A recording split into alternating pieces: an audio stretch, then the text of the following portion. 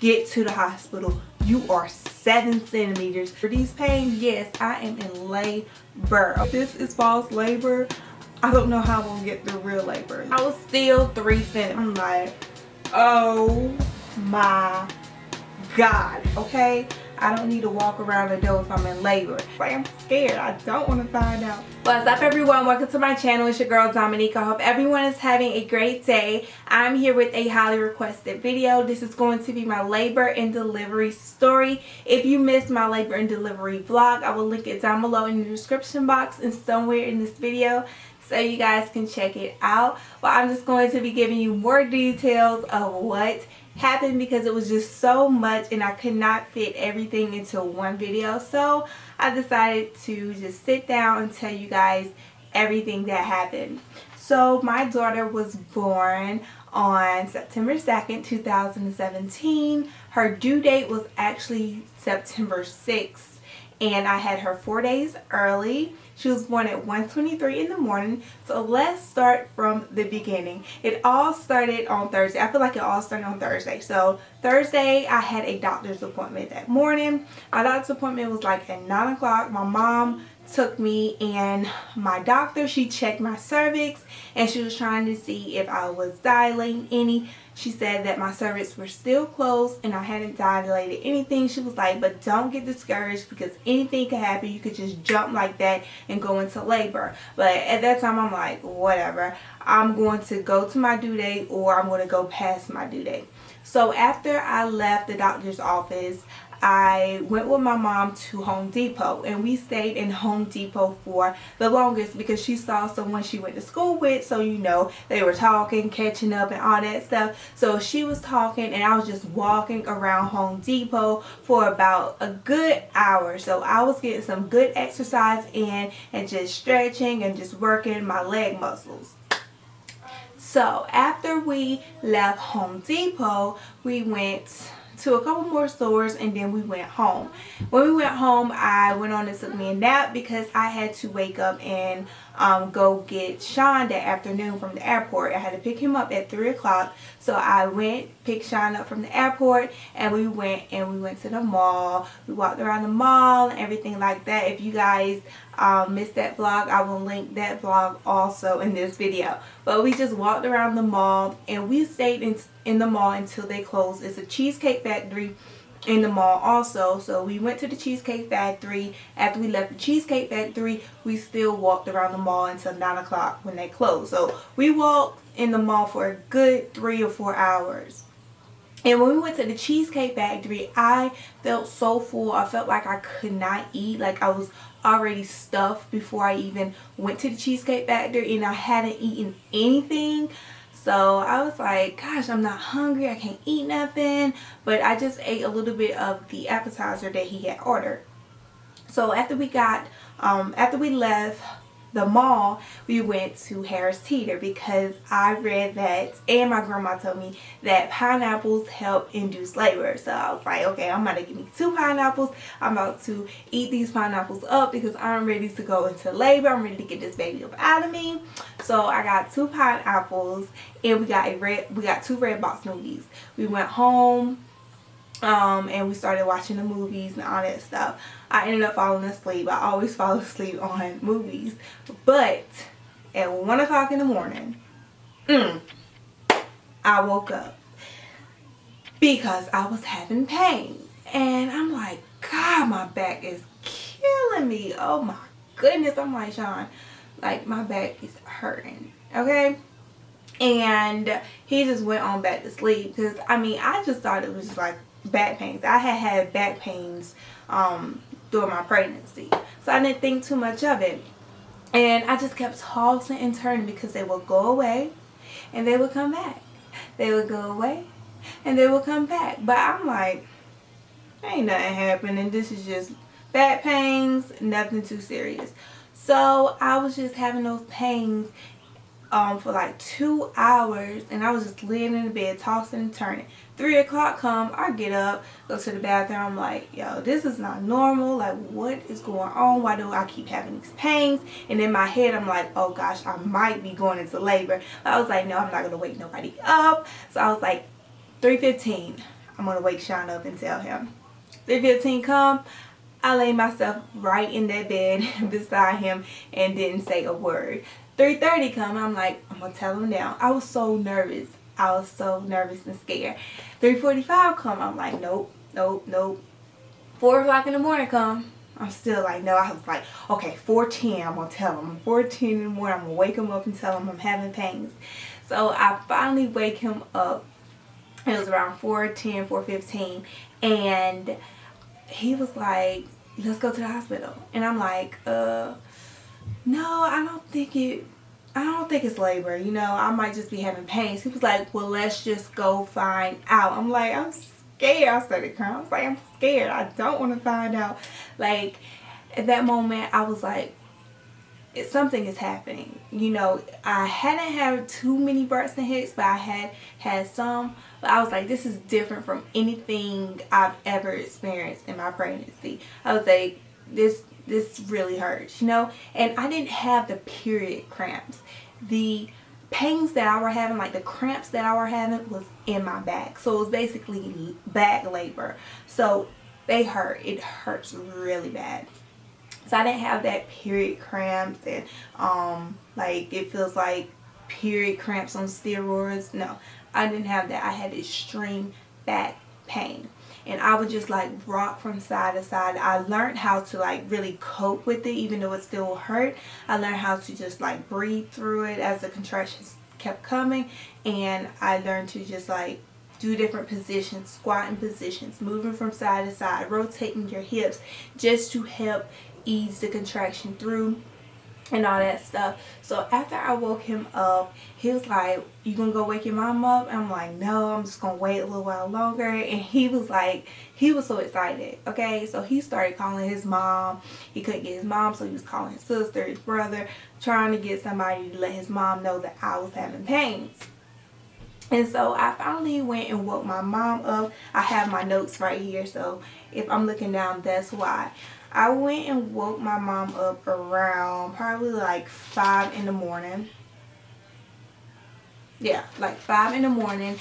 And she was like, how far apart are your contractions? And I have been timing them on my phone because the pregnancy app that I had, Ovia, which is a good pregnancy app if you are pregnant. It gives you week by week updates on what's going on with your pregnancy and the baby and all that, and it has a contraction timer and all that stuff. So I was timing my contractions, and they were not like consistent, but they weren't longer than 5 minutes apart. So sometimes it would come every minute. I would have 2 like back to back. Or I might have like a 2-minute break. And then I might have a 5-minute break. Then I might have a 1-minute break. You know, it was like inconsistent, but they were coming and they weren't longer than 5 minutes apart. So she was like, time your contractions. If they get like closer, then we're gonna go. So an hour passed, maybe not even an hour, probably like 45 minutes passed. And I'm like, they still inconsistent. And she kept coming there checking on me. And I was just up. Sean was packing his bag and stuff, getting ready for the hospital. And if you don't know, before anyone asks, Sean was flying in from Washington. He's stationed in Washington. He's in the military. He's in the Navy. So that is why we don't stay together right now. And he's on deployment. He's in Japan. Because I've been getting a lot of questions about that. Why is Sean not here? Why y'all don't live together and all that stuff. So I'm staying here so I can get help from my family until he gets back from Japan off deployment. And then we're going to move together in Washington. But back to the story. So she kept coming in there checking and stuff, but I got to a point where I was like, look, I'm okay, I know I'm scared, but I need to go get checked out. I need to see what's going on. So we finally left and went to the hospital. I felt like that was the longest car ride, and when we finally got to the hospital, we went to the wrong emergency center. We went to the heart emergency center. So they was like, tell them to go park the car and go to the other side where the labor and delivery center is. So they put me in the wheelchair, and I was having contractions. They didn't know what was going on, so they y'all, I was scared for my life, okay? They were zooming me through them halls like, oh my goodness, I was scared to death. I'm like, look, okay, y'all can calm down. I've been dealing with this pain for this long. I mean, y'all can take me at a slower pace, but they were on the move. They were trying to get me to like the triage centers. So when I finally got a room in triage, it was around maybe 7:45, 8 o'clock. I felt like everything was moving in slow motion. Be prepared for the nurses to ask you tons and tons and tons of questions. Be prepared to sign papers. You're going to have contractions and they're like, sign right here. They're going to be taking you so fast, explaining stuff to you. And if you need them to slow down, ask them like, can you repeat this? You know, when the doctor finally came in there and checked my cervix, I was 3 centimeters and 50% effaced. And I did not know what effaced really meant until I asked it. And I'm like, what does effaced mean? You know, I hear these terms all the time, but what is effaced?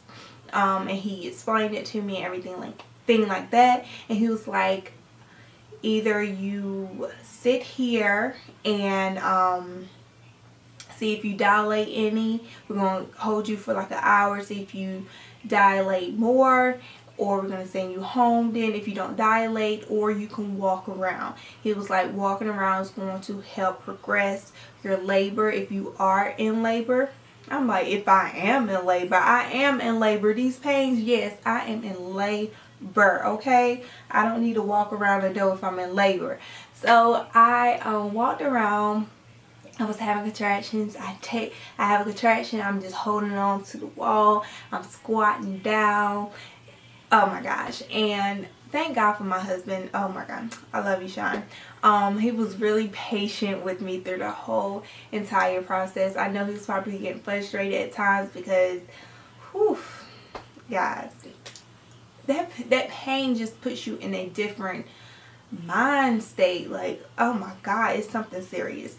So I just walked around, and then when the hour was up, I came back. He checked my cervix and I was still 3 centimeters. So you know, at that point I'm just irritated. I'm sitting there, I'm emotional, I'm crying. I'm like, Sean, like, I cannot do this. Like, what in the world? Because the doctor told me, oh, these just may be Braxton Hicks or false labor. I'm crying. I'm like, Sean, if this is false labor, I don't know how I'm going to get the real labor. Like, no, I can't.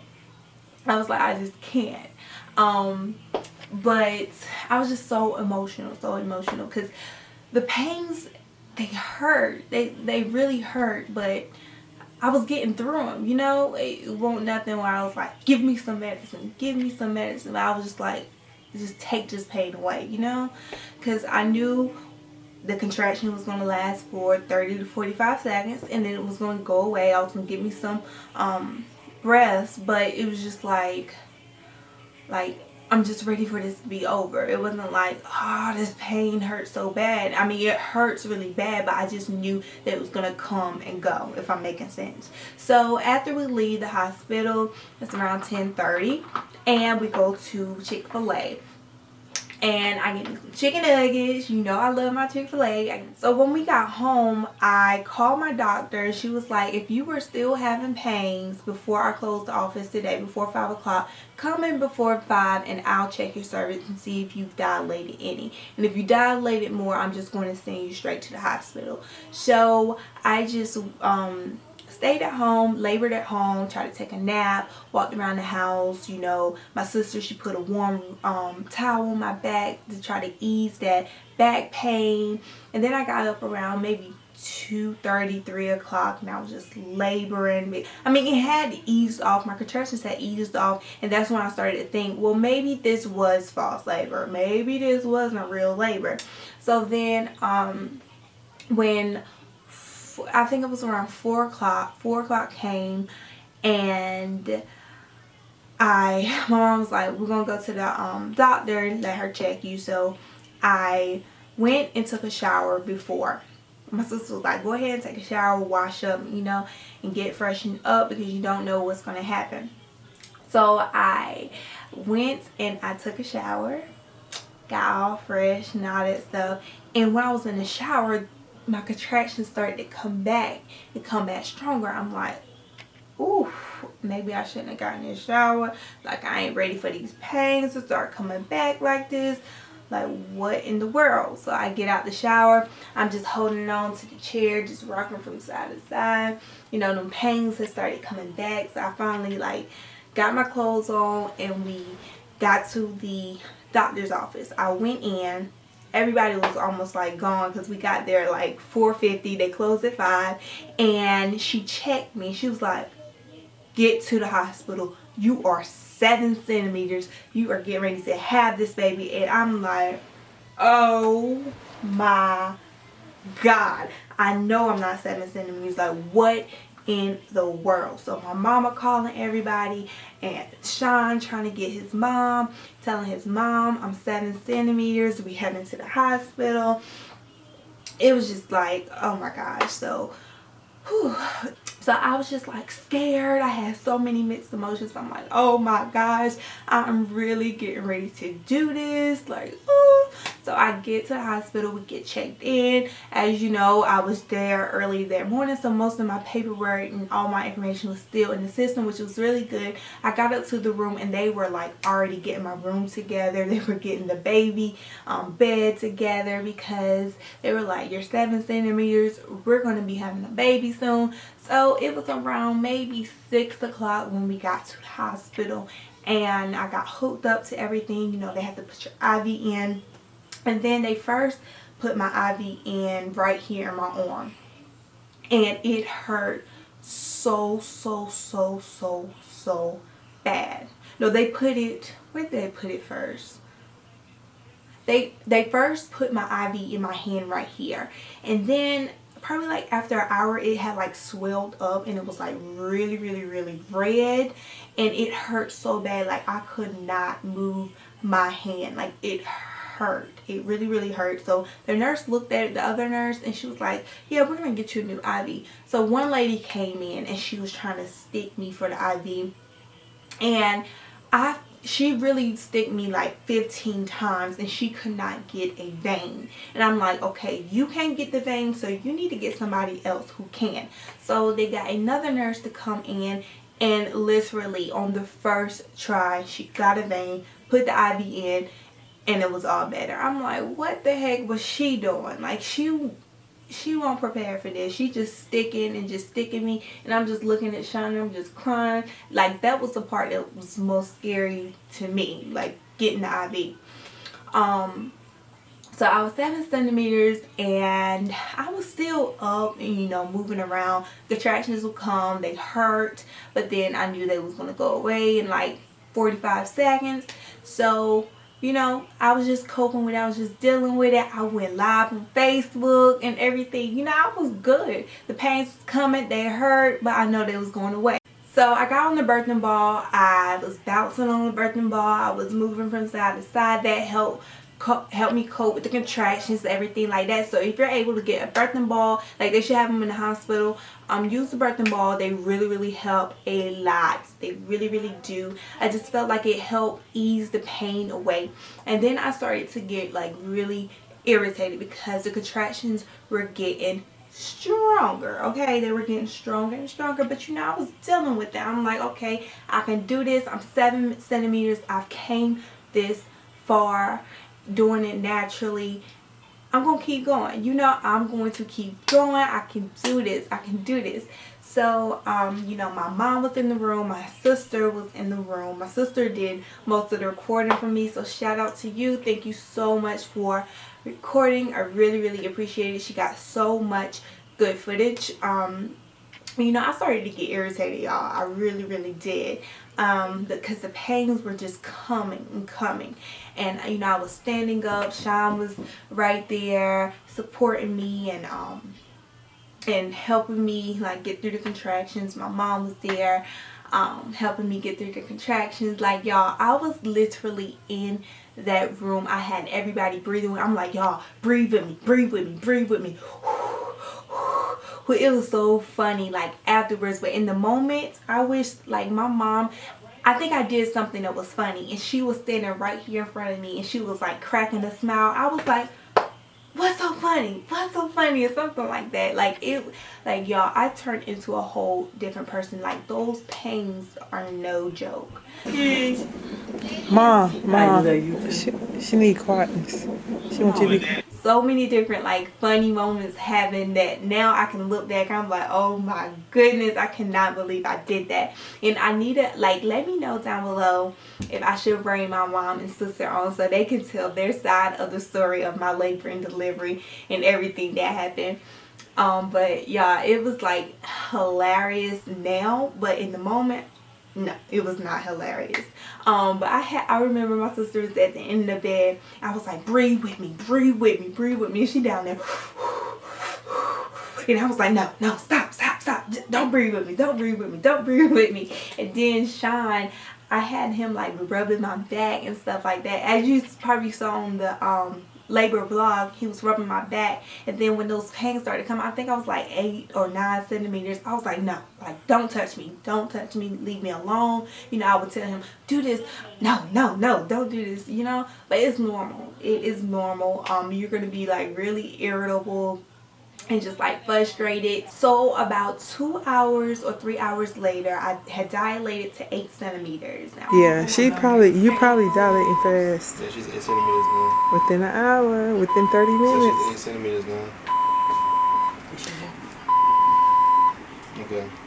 I was just so happy and so in pain at the same time. And then you know, I was just standing up trying to deal with the contractions, and I just kept getting the urge to push. And she was like, okay, if you got the urge to push, you need to lay back on the bed and let me check you again, see if you are fully dilated, because the head may be down and it may be time for you to deliver. So she checked me and she was like, no, you're still like 8 centimeters or 9 centimeters. The doctor did break my water when I was 8 centimeters, and I feel like that's when the pains really got intense. That's when it got to the point I'm like, what in the heck? Like, oh my goodness.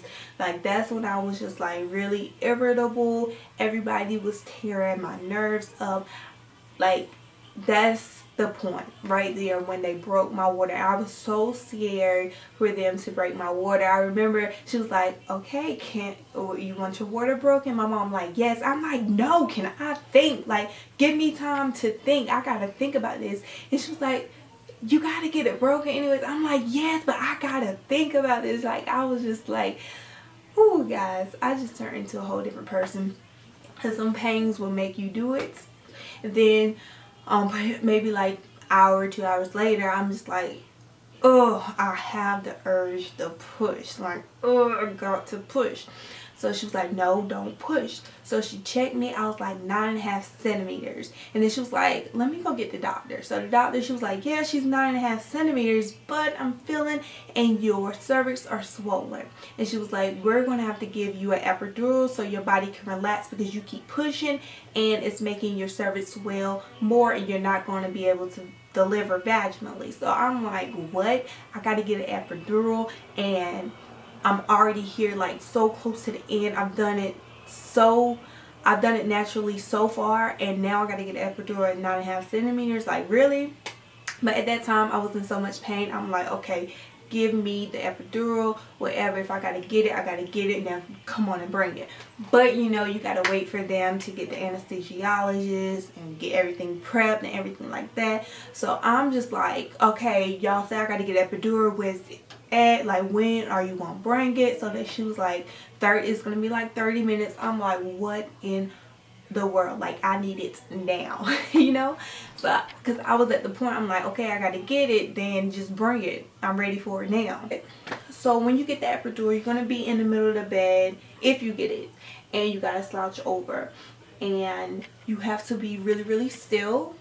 And that is what was the most stressful part of it for me, because the contractions were so intense. Like, it was so hard for me to be so, like, really still. But I was like, no, he's not about to paralyze me, because you know, if he put the needle in the wrong way because you moving, It could paralyze you. So it took everything in me not to move when I got a contraction. But he did try to wait till like the contraction was over, but I started to get one when he was doing it.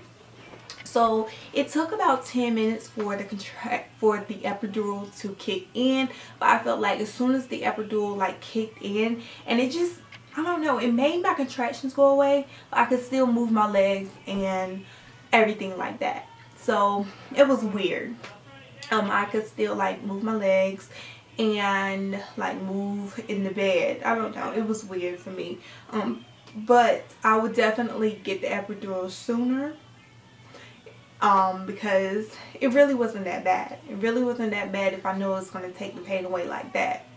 So I got the epidural and I kept getting the urge to push. I'm like, okay, like I feel like something is right here and I need to push this out. And I told the nurse, she was like, well, that's normal. Let me go get the doctor and she's going to come in here and check you. She checked me. She was like, the head is right here. And I'm like, oh my goodness. Oh my goodness. So it was like, go get your mom. Because my mom had went downstairs because my dad had came up there. And it was like, go get your mom. It's time to push. So the doctor go get geared up, put her outfit on, delivery outfit on. They break the bed down. And it's time for me to push. So this was the easiest part. I feel like pushing is the easiest thing. It's like it's like a relief. You get a relief when you're pushing. So I push and I push and I push. I pushed for 9 minutes and my baby girl was here. So the pushing, it wasn't bad. I know I heard like a lot about pushing. First time moms, you push for longer. When you get an epidural, you push for longer, but it was not like that for me. Like I pushed with everything in me. When you push, you just like, you don't try to make no sound, just like keep everything in, use all of your breath, all of your energy, everything into that push. Like push, push, push, push, push. And what really gave me that extra oomph was when the doctor said, we're gonna have to get the suction and suction her out because her heart rate is dropping and we gotta get her out. I was like, oh no, they're not about to suction my baby out. So after that, everybody was like, push, push, push, push, push. And I just pushed with everything in me and she was here. And it was just like, I don't know, I can't explain it, but you can just like feel her just like. So after pushing, my daughter was born at 1:23 in the morning, weighing 5 pounds, 14 ounces. I did not have any tearing or anything like that. Thank goodness. That is something I literally prayed about. I prayed that my baby had a small head, that my baby was small. You could look back in one of my pregnancy update videos. Like I was like, give me a small baby and I will fatten her up when she gets here. Like I wanted a small baby and I did not want to tear. I just did not want to go through all of that extra pain after I gave birth, because I heard that it's painful. You have to get stitches and like, it just makes me cringe. I did not want to go through that, and I thank God that I didn't. But yeah, I think something that helped me out with that was doing Kegels and doing stretches and squats before I gave birth. I started doing that probably about 2 months before giving birth. I would stretch every morning and night just to stretch that area out, and I feel like it really worked and paid off. But this is the end of my labor and delivery story time video. I hope you guys enjoyed it. If you guys want to see my mom and my sisters side to my labor and delivery, let me know down below and I will definitely get them to record that with me. I'm sure it will be hilarious because we sit and we talk about everything that happened, and now I can just like laugh about it, but in the moment I was like, no, this is not funny. No. But I will see you guys in my next video. Thank you so much for tuning in. I love and appreciate each and every one of you guys. Make sure you give me a big old thumbs up if you enjoyed this video and thumbs up for more story time videos. I really enjoy just sitting down and talking to y'all. See you guys later.